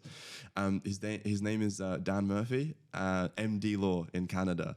Absolutely incredible guy. He's a criminal lawyer by law. Or by trade, sorry, criminal lawyer. And he has multiple different law firms. I think he's now going into family law, etc. Honestly, everybody check him out. He's an absolute superstar. And he was just so much fun. He was an older guy, the same as what you would imagine as a lawyer. But when I say he was so much fun, it's like, because he's a criminal lawyer, he's dealing with like some naughty folk. You know what I mean? He had so many funny stories. Yeah, that's so cool though. And you get to meet so many interesting people in the different niches that you've worked within as well, which is great. And that's what I loved as well, learning from all these different smart individual people who have walked different walks of life and so on. So when you're traveling, how does OF come on your radar? So I'm running both the agency and the coaching. And at this point, I'm single, by the way. I'm traveling. This is the first time I'm really traveling because, like I said, at this point, I left the little house share. And at this point, by the way, in my life as well, I had two options. I remember this so vividly. It's on my Instagram still. I posted a story. I mean, I obviously was going to make the decision anyway, but I was just curious what people are going to say. And I'd done one of those polls on an Instagram story. And it was either stay in Colchester and get the biggest penthouse in Colchester that I've always dreamed about ever since I moved to Colchester. There's only one, and it's beautiful. You walk in, it's double floor windows from floor to ceiling, beautiful, right? It's either stay in Colchester, get the penthouse, and get a supercar, or start traveling. And most people actually voted for traveling, and I was going to do that anyway. Because in my head, I'm thinking, well, I can always do the penthouse and car anyway at another point. But the traveling, it's like, I can't do it the other way. If I get the penthouse and the car and then I go traveling, it's an anchor. So I went traveling. And as I'm traveling, you know, I'm a young guy. I'm making a bit of cash, so I'm going out. I'm meeting these beautiful women. And long story short, one of them, of course, I knew what OF was at the time, but I never really looked at it as a business model. Of course not. And I was seeing this one chick, and she was doing OF, and it wasn't until like we were laying next to each other, and she was showing me like the earnings. I can't remember. It was like 5,000-10,000 that she was making. And I was like, in my head, I'm thinking, okay, but what's stopping you from doubling it? Why don't you make like 20, 30,000? And she was like, well, yeah, I can, like my friends are. And I'm like, well, why don't you? Because I'm always business minded, right? Always. So I'm like, why don't you? And she's like, well, I don't know. I'm like, yeah, you do. Like, what's stopping you? Like, come on. And she goes, all right, well, I don't know. Like, I just need more people to the page. Like, I need marketing. As soon as I heard the word marketing, there was a light bulb that went up in my head. I was like, bingo. I know a thing or two about marketing. I run a marketing agency. She was like, really? Because I never tell girls like what I do. I'm like, you know, I'm an underwater demolition expert. I work for SpaceX. I always tell all these different things. I'm not either. But one of my friends always says he drop ships flags. And he's like, I drop shit like Union Jacks and Palestine flags and Israel flags, whatever else. And you're like, oh my goodness, mate, why are you doing that? You know Rory, Andrew Tate's friend? Yeah. He was speaking to him, and he said that he's a dolphin instructor, and he teaches dolphins. Mad. Like, come out, like, again, humour means a lot. You can connect with people on that basis. So I was like, great, marketing, I can help you. So we started working together, and I was literally telling her, right, post here, do this, be more consistent, da-da-da-da-da. And before you know it, she doubled her income within the first month, within the first 30 days. And, you know, I didn't obviously take any money initially, but then I'm like, okay, well, and she was obviously saying, please help me more. Like, I don't know what the hell you've done, but I need more of it. And I said, listen, I'm making a decent amount of money here. If you want me to actually help and I'm going to invest my time and energy, I need to be paid. She was like, how much? And in my head, I'm thinking, it's not, and I'd bear in mind as well, and we spoke about this earlier when you said that the door-to-door job, you held £2,000 or, you know, dollars, whatever, in your pocket, which then makes you realize and remember that this isn't a lot of money, you can ask it. So in my head, like I said, for context, I'm making around 35,000 a month at the time. So to me, it wouldn't be even worth asking her for 1,000, 2,000. It wouldn't be worth my time. So I was like, how? But then if I ask her for like 10,000 to pay me, she's going to freak out. It's going to be a lot of money. So then I said, okay, well, how about we just go halves? You do all the content, you do all that, because I can't do that, but I'll do everything else. I'll do the marketing, I'll do the chatting, this and that. Don't worry, I'll get all that sorted. She was like, all right, let's do it. You had a value proposition for her that ticked her boxes. You removed the part of OF that she probably struggled with. Struggled, didn't enjoy, time consuming. I mean, look, I think a lot of people who are maybe listening to this for the first time, and also really, really quickly to explain what is OF. I mean, essentially, think of it this way. I manage loads of influencers, loads of, we only have girl models, right? Models who want to post pretty pictures, videos, and be influencers and celebrities. Now, there's different ways of monetizing their following, and one of them, of course, is OF. It's the most common one, of course, right? This is why it's called OFM, because everybody recognizes what OF is. But there's so much more to it. There are brand deals, there are events, collaborations. I can go on and on. So anyway, why would a model, because a lot of people do not understand this, they can't fathom, why would a model give away 50, 60% when, I mean, that's a lot of chunk of money, right? Well, think of it this way. If you're going to do it by yourself, which you're more than welcome to, and I know some girls who are doing it back in the UK and they're making good money, well, if you're going to do it all by yourself, well, here's what you got to think about and consider. You've got to think of the content, plan it. You've got to record/shoot the content, edit it, publish it. When I say publish, on first of all, two different sides. You've got the social media side, which has like 4 or 5 different platforms on it. You then have to reply to the comments on there. You have to engage with the followers. You also have to post on OF. You have to reply to the messages there. Stay up till 3 and 4 in the morning because that's when it's busiest. All of that to then only, also maybe make 3, 4, 5,000. You know, I'm going to ask you, bro, a random question, and just say whatever you think in your head. What do you think the average income is on OF? Okay, so I've done a little bit of research in preparation for this. It's a lot lower than most people assume because there's a lot of outliers that skew the figures. So there's girls that make literally millions, and then there's, of course, girls that you work with that are tens, hundreds of thousands. I believe the top 1% are making like above 100K a month or something like that, and you can please correct me on the figures, but maybe the average is, I don't know, a couple thousand a month, less. 150. Wild. $150 is the average. But of course, you got to remember, there's over, I mean, I don't know total how many accounts from the creator side, because you've got creator side or a fan side, right? From the creator side, I don't know total, but there's actively 2 million monthly active creators. 2 million. So that's how many potential clients I have to work with, right? And I don't really As have your much business, competition. yeah, it's wild, isn't it? Yeah. And you got to remember, there's, I know it's 150 average, but that's probably, I don't know, probably 10, probably more than, way more than that, maybe 50 million creator accounts. And out of those 50 million, there's probably a good 20 million that are just inactive, which then also count towards the average. So you got to remember that. But I mean, yeah, the average person is $150 a month. But it's somebody who's actually putting in some effort, just even little amount of effort, you're going to make around 1,000, 1,500, which is still nuts. Yeah, exactly that. I've got a couple of questions on psychology. The first of them is psychology with clients, and the second will be psychology with people that are using the app and buying content. Like the fans. Yeah. Yeah. So from a psychology perspective, as you as an agency owner and managing these clients, how do you build up trust and rapport with a girl to work with you? Okay, great. So all of it is reliance on referrals. This is the biggest industry when it comes to referrals, right? Because there's a lot of trust involved in them. And you got to remember, these girls, a lot of them are posting, explicit content. Most of them are, as you can imagine, right? And I think a lot of people also don't realize that OnlyFans isn't just explicit content. You can post whatever you want on there, but majority of it is explicit content. So you got to remember that these girls are going to have to trust a random person on the other side of the world who they've never met and they probably will never meet, with not only explicit content of themselves, but then also their income, their social medias, if they're going to give login details for that, obviously log into the OF page and so on and so on. So there's a lot of trust involved in it. So trust is the number one thing. Now, how can you build trust? Well, first of all, there's 3 things that I say that you must have, right? Or at least the model has to have with you. It's know, like, and trust you. If the model doesn't know you or like you or trust you, well, she's not going to work with you. The easiest way to have know, like, and trust with somebody is if you meet them in person. That's the best way to then build that. I mean, second is obviously online, Zoom calls, etc. But then you have to get them on a Zoom call, and it's tedious, etc. So most of the first clients for most agencies are girls or guys, whatever, somebody that you met in person. Maybe you went to university with them, you worked with them, maybe a friend of yours from school, whatever. So that's typically your first client. And then from there on, you do a great job. He or she will then have friends, and then they'll tell their friends, and then so on and so on. I mean, for us right now, I mean, I'm in a very, very different, unorthodox place where I'm at right now. Like, most people are not at my stage. But I have loads of girls coming to me and wanting to work with me just because of my social media. I've put myself out there. Reputation, proof of concept, oh my God, Sarah did this with you, I would love to do this as well.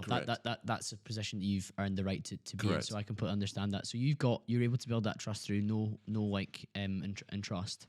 Alongside that, can we get into the fan side of things? Because it's interesting that as a male, and your team, I guess, are predominantly male as well, which I think is interesting, are running that side of things for the girls, and they're, of course, more than often than not, I imagine, dealing with male fans. Yeah.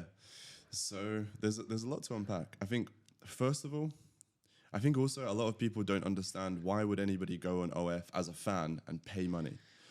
So I think there's kind of, I guess there's 3 different departments, if I was to say, or 3 different categories of fans, right? You got ones who are actively just thinking about, I'm going to go in there, spend money, which is actually a small amount. Then there's the middle, who is like, oh, I'm going to go in there, maybe see kind of what this girl's about, And then there's the third one, which is the most common one, which is they don't expect to go on OF and spend money. It's maybe perhaps somebody who's just scrolling on social media. They might see this hot chick and they're just curious. It's $5. They just want to see, So those are kind of the 3 categories. I think, so first of all, I'm gonna try and say as much as possible about the fan side of it, and then we can go kind of about the creators, right? The second thing I wanted to mention about the fan side of it is nobody is forcing anybody to do it. You have to be of age, so you have to be 18 and over minimum so you're a grown adult. Nobody's forcing you to go on this platform.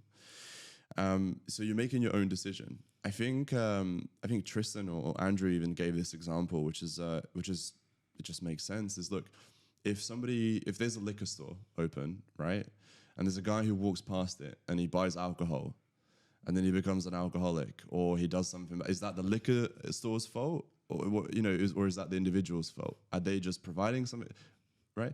So you're in a grown adult. You make your own decisions. No one's forcing you to stay on a platform or go on a platform in the first place.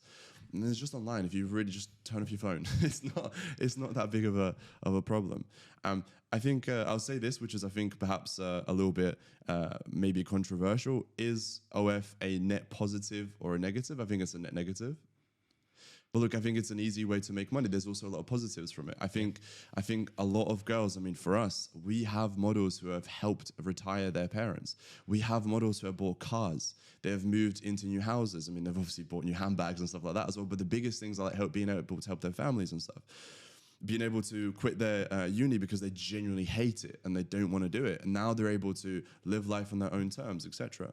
We also focus on what happens after OF, because I think most agencies, I mean, I don't know any other agency that focuses on this. What happens after? Because look, you're going to get old.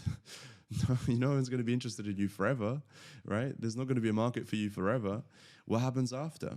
So that's why when I say it's called OFM, because most people have known about OF, but we focus on so much more. We focus on brand deals, influencers, merchandise, which is building the long-term longevity of that person, right? So anyway, in terms of fans, no one's forcing them. They need to be 18 and over. And the liquor analogy was really great because it just makes sense, you know? The money, they're going to spend the money anyway. It's completely up to the person. Again, like I said, nobody is forcing that person to do anything. I think a lot of it comes down to connection, doesn't it? Correct. Because in today's day and age, of course, they could just go onto a porn website for free. It's free, right? But they've picked OnlyFans because they feel like as a subscriber, there's a level of access. Yeah. And well, it's that intimacy. It's that connection. Yeah. And that's what people are missing. Correct. You're right. And don't get me wrong, a lot of the time, so one thing that you mentioned and a lot of people don't understand as well about the whole chatting side of it. So there's so many ways of doing it, but I think the core thing of it is that there's a certain level that the model will get to where she physically cannot reply to every single message, right? And most guys, they're not that stupid. Like they know they're not talking to the girl. If she's at a certain hundreds level, of thousands of followers. There's no way, right? However, the reason why they're still on there and the reason why they are going to spend money is to get that personal content, that private video, photo, or a Zoom call, whatever it is. For those that need to understand it, what is the scaling? Because you've got like your subscriptions and then you've got the layer below that, which is the chatting and personal content, isn't it? So the chatting is where like 80% of the income should come in. Okay, wow. There's no right or wrong. I know we even have one model where it's nearly 50-50 from subscriptions and the customs, but that's because she's going viral right now. But most of the time it's 80-20. 80% is from the customs and the DMs, 20% is from subscriptions. It can be $4, $15, whatever. It's up to the person. And that gets somebody in the top of the funnel, and then they maybe want something correct exactly for them, for their taste or fetish or whatever they're into. Correct. Yeah. Fascinating. So, and then I think also as well, it's not like some revolutionary, crazy thing that's just come about in the sense that people are paying for this type of thing, right? It's, I mean, I get it's digital, but people have been going to strip clubs for God knows how many decades, you know? Sex work is not this new revolutionary thing. I mean, it's a very unorthodox business model. I understand that. And I'm the one to say it myself. I think overall it's a net negative, but there's a lot of positive that can come from it. I'm not doing this to do it for the rest of my life. I get that. And also, I'm fully aware that this is online. This is going to be online forever, as in me doing this and, etc. So I'm not oblivious to that. But look, I think there's so many ways of making money online. You heard the phrase "make hay when the sun shines"? No. Well, like when the sun shines, let's make hay. There you go. We're in an environment where OF is huge, it's growing, people are spending more money in it. You have a skill set which can help the girls to maximize their income. Correct. Let's do it. I think the biggest thing that I really want to advocate, whether you're a girl watching this and you want to either start OF or you're already doing it, or if you're an agency owner who wants to start or already doing it, the biggest thing is just please think about the longevity. Because this all online is forever. I mean, it's our footprint, isn't it? Correct. So whether you're a creator, I mean, that's obviously going to be on there forever. But even if you're an agency owner, I mean, look, you are responsible of these girls. It's your responsibility. You're their manager. So it's up to you to make sure that, one, they're safe, two, they have an exit plan, and three, they're happy with what they're doing, right? So that's why for us, you know, I mean, now again, we're in a very different stage, but we don't work with girls who are starting out. You know, that's not something. There needs to be proof of them having relative success in the platform to do correct to do that. So for my business right now, by the way, there's kind of 3 different departments. Me personally, and you know, the department that I'm really hands-on with, we only have 4 models, anywhere from 90,000 to $250,000 per month. Wow. Then the mid department is where we can help models go from 50,000 to 100,000 a month. And then the first department is where we help models go from 0 to around 50, normally around 30,000, and they move on. I don't really have anything to do with the first 2 departments anymore. I used to, but not anymore. And we never had those departments because it just wasn't worth our time. But because my YouTube and my social media is kind of blowing up, and I'm getting it's just wasted money if I don't try to work with as many. And you have the knowledge to create courses and platforms and services that work within those. So yeah, it'd be silly to leave that on the table. Correct. But yeah, I think so. There's a lot to unpack, but that's mainly. I think I covered most of the things that are on my mind. Where do the biggest revenues come from? You said subscriptions are sometimes 20%, and then individual content. When a guy's on there, I was saying that like the chatters that are doing the messages are typically guys that you're hiring. What do they understand, or what coaching do they get in order to be successful at getting the fans to spend money? Well, this is another great thing about this business model compared to like SMMA that I used to do, right? So with SMMA, if you want to, again, social media marketing agency, for somebody who's not caught up with that, if you want to automate it or delegate or hire people, for most of the roles, you're going to need somebody who is of high level of a certain thing. So if you wanted to outsource the actual ads side of it, you can't just hire some random person who doesn't even know what business manager is and doesn't even know how to navigate around there. You can't. I mean, you really can, but it's going to ruin your business, right? If you want a sales rep, well, you got to find somebody who's great at sales, and there's a lot of them, but they're going to charge a lot, right? And so on and so on and so on. With this business model, I mean, what do they have to do? Just message, reply to messages. Oh, you ready? Okay, boom, boom, boom. As long as they have time on their hands and their English is great, they're hired, right? What do we train them? What do we teach them?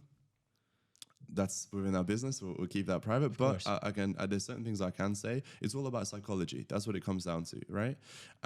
The reason why, remember when I said there's 3 different categories of spenders, right? One of the biggest ones are the ones who never thought of actually spending money on there. Well, that's most people. Most people don't necessarily. I mean, these are not statistics. These are just from my kind of what I see. Your experience, and you've got good figures and data to go off. When they say, right? Yeah, it's a lot of the time. It's just something where it's like they're a little bit curious and they're like, oh, it's $5. Fuck it.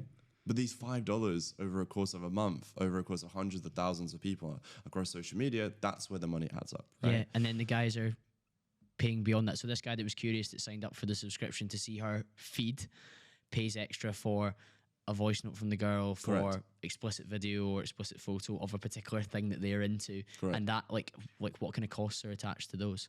So that again will definitely depend. It depends on how exclusive the model is, I guess, as well. Correct. How popular she is. How many fans there's so many things, yeah. But it will mainly depend on her social media presence. So that's why for us, I mean, this is free advice for anybody who wants to build an agency. You want to make your model seem exclusive. Like, I mean, again, this goes back to the first thing that I said at the beginning of the podcast, which is like, if someone's easy to get, there's not a lot of value attached to it, right? But if something's really hard to attain, then it seems more valuable. You want it more. Naturally, as humans, that's how we are. So that's why with our models, I mean, the social media, like Instagram, Twitter, etc., they look sexy, of course, but it's not like, hey, that's the top of the funnel and they're getting a glimpse. They can't get the full shebang. Otherwise, why on earth would anyone go deeper down and pay as they go through the tiers? Do you see any particular types or demographics of girls do better on OF than others? I would say there is both of the spectrums of age, right? So you've got obviously the younger girls are, of course, doing the best out of any. I think just naturally as men, weird, I guess, but naturally, youth is an attractive trait. I see where you're going with that. I was going to say not perhaps weird. It's only weird, obviously, if you're talking like below the 18. That's bad. That's wrong. I'm just saying in the sense that, like, yeah, I think obviously a lot of the fans, they might be quite a lot older, but then they are going to subscribe to a fan who's 18, 19, 20. That's, you know, that's weird, but hey, everyone's got their thing, whatever. So yeah, the younger, like you said, the youth is attractive. So 18 to like 25 will do the best. And a lot of the models who are 25, they say they're like 19, 20, right? Yeah, just a really good skincare routine and some Botox to be fine. Yeah, to still kind of have that brand. And then you obviously have the kind of MILF cougar side. Now in the middle, it doesn't really tend like any like 25 to like. You've got less clients in there that are doing the big numbers because they typically want one or the other, right? What are the biggest numbers that you see that have like really like been like wow for you per month? Yeah. So this wasn't a model that I managed myself, but I've seen it with my own eyes. Was 1.8 million a month. Oh my God. 1.8 million a month. It's a funny story, actually, really, really quickly. So this was 2 years ago, I want to say. Bear in mind, I don't know nobody who's doing this. 2 years ago, right? And I go to this night out in London, to this club, and I'm there with my friend, and he's brought a bunch of his friends. I don't know any of them. I'm just there with my friend. Went to this, where was it? Club Live or Rain, one of these like exclusive clubs. And I'm there, and you know, I'm doing all right by this point. I'm making 50,000 a month. I'm thinking like, yeah, you know, look at me, I'm doing good. And also, I'm the only one who does OF. I didn't know anybody else who does OFM. So anyway, I'm at this club now, and we go inside, and we're dancing at the table, bottle show, this and that. And one of my friend's friend, he's like, "Hey, bro, what do you do?" I'm like, "Oh, I do OFM." He's like, "No way." I'm like, yeah, I manage these girls, I do this and that. He's like, "Really?" I'm like, "Yeah, bro." I get my phone out, I'm showing him like the earnings, like how much, because he was asking me about the money. I'm showing him, and I'm thinking he's about to be mad, like impressed, right? I'm like, "Yeah, this model's making like 30, 40, 50,000. And then he goes, it doesn't say anything, gets his phone out, and he opens up his phone, loads it, and he just goes like this, and he just like refreshes, and it says 1.8 million per month. I'm like, what? Wild. I don't know anybody who's doing it, let alone somebody who's making this much. I'm like, what is going on? And for anybody who's curious, I'm definitely not going to say who it is, because he's also faceless. Like he doesn't show his face at all. But if anyone's curious how he's able to do that, well, one, he manages a lot of, I wouldn't say where, but a lot of big corn stars. I think I can say that. And also he owns the biggest meme pages that you can think of, which he can funnel traffic through as well, because you were talking about socials as well, and you guys obviously manage not just when somebody comes behind the paywall, but you're managing getting people in through their different social media platforms, whether that's TikTok, Instagram, Twitter, whatever else. We're talking hundreds of millions of impressions. Yeah. So that's how he was able to do it. And he's walking me through it, and I'm like, oh my God, I'm getting light bulb moments. Like, I'm like, this is crazy. We were speaking before, and in terms of the time we've got together, we won't go deep on this story, but you were saying about meeting individuals like, you mentioned Adam Power, and how important it was to meet people who were doing big revenue, for you to realize just how capable you might be of doing huge revenue. And I think seeing an OF creator doing that, you're like, okay, what of my girls are going to be capable of similar, or at least reaching a number that is staggering in that perspective as well. You know, I was going to say this when you're talking about the money in your pocket with the sales job. I think it's so important that once you do have the money and you're able to spend it, aka like you have maybe something saved away and you're able to spend it, just do it. Please just do it. Because the more you spend, the more it comes back. It's this crazy thing that never made sense to me when I was younger. And I heard this all the time. And I'm like, oh, shut the fuck up. Yeah, cool. You spend more, you make more, whatever. But here's how it works. And it's the same as what you were saying earlier, my friend. It's the fact that you start to spend, let's just say right now you're making, what is the average wage in the UK? 1,200? No, but 28,000 a year. So okay, yeah. So let's just say you're making 1.5. Let's just say you're making after tax and stuff. Yeah, absolutely. So tax in the UK is ridiculous, mate. Don't get me started. Yeah. I'm gonna have to move out here. Yeah, that's fine. Yeah. So you're making 1.5 thousand a month, right? After you're all expenses, let's just say you have a car. Let's just say maybe you don't live with your parents or whatever. After all your expenses, your nights out, you're left with about £700-800 a month. Yeah. So to you, most likely £3,000 is like a lot of money. And by all means, I'm not saying that is a chump change or a small amount of money. £3,000 is a lot to a lot of people. It's a lot of money. But let me just make this point. If you're starting a business and you've never spent £3,000 ever, you're constantly going to think that's a lot of money. And when you think that's a lot of money, you can't charge that, because in your head, you're thinking, if that's a lot of money, that's a lot of money to you. You're potentially looking to work with this person who's making 20, 30, 40, 50,000 a month. So 3,000 is like, only 3,000. It's a percentage of their income. Yeah, you're so right. And becoming calm with those figures is vital for somebody that's scaled to where you're at. So important. And it wasn't until I started spending this money that I was able to charge my clients this much money, because it made sense to me. I'm like, it's only 4,000 because I spent 4,000 last week. But if I didn't, then to me it'd be like, more intimidating. Yeah, correct, right? But because you normalize these numbers, and that's why I love living here. It's incredible. I was at a nightclub. I think it was the yacht party literally yesterday. I was with my friend Lewis McGarry, by the way. And what was the conversation? I think it was about a private jet we were talking about. And we said, for an hour, it's only 40,000 an hour. It's a mid-sized jet, so it's a pretty big one. And he laughed and he goes, only. And I'm like, fuck, I did say only. And I swear to God, I'm not saying this to like sound arrogant or anything. The reason why I'm saying this is because you need to, I promise you, this is one of the best pieces of advice I'm going to give you guys. Once you're starting to make a bit of cash and you're doing right for yourself, we were able to move out and move to a different city, etc. Please do it. Move to a big city where you're surrounded by money, surrounded by wealth, because you start to hang around with people. Here, for example, I genuinely just say out loud the phrase only X amount, because it is only X amount. To everybody else here, that is only X amount. When I go back to the UK, I was in the UK about a month ago now, I would never say something like that. If anything, I felt really, really uncomfortable when people are asking me how much I'm making and how much was this R rate and how much was this. I feel really uncomfortable because I know when I'm about to say that number, you're in a less abundant, more scarce environment, where the general income is lower and the general perception of money is lower, and the circles that you mix in here are pushing you to that next level as well. And interestingly, the podcast has allowed me to do that as well and scale what I do, but also the people that get to listen to this on a weekly basis are getting constant exposure to people that are talking about all sorts of things, not just internet money, but all sorts of things about brain, body, business that are helping them level up as well. And I think we've really given them a big insight, and we've probably only scratched the surface of some of the places that you and I could go in conversation, Markuss, but I've loved the conversation. I hope you have as well. If people want to continue the conversation with you, where should they head towards? Anywhere in social media at Markuss Hussle, MarkussHussle. Also, one more thing I'll say as well, USSLE, by the way. One more thing I'll say, whenever people follow me on social media, there are so many fake accounts of me everywhere. So if you are going to follow me, just make sure that you're about to be bombarded by the other ones. So just make sure if you're going to do it, click the link in your description. Exactly that, Markuss. But just a little heads up. But thank you so much for having me on. It's honestly, like I said earlier, this is one of my favorite podcasts I've ever done. Beautiful, Markuss. Thank you so much for that, and thank you to the listener. I'll be back to speak to you all again very, very soon.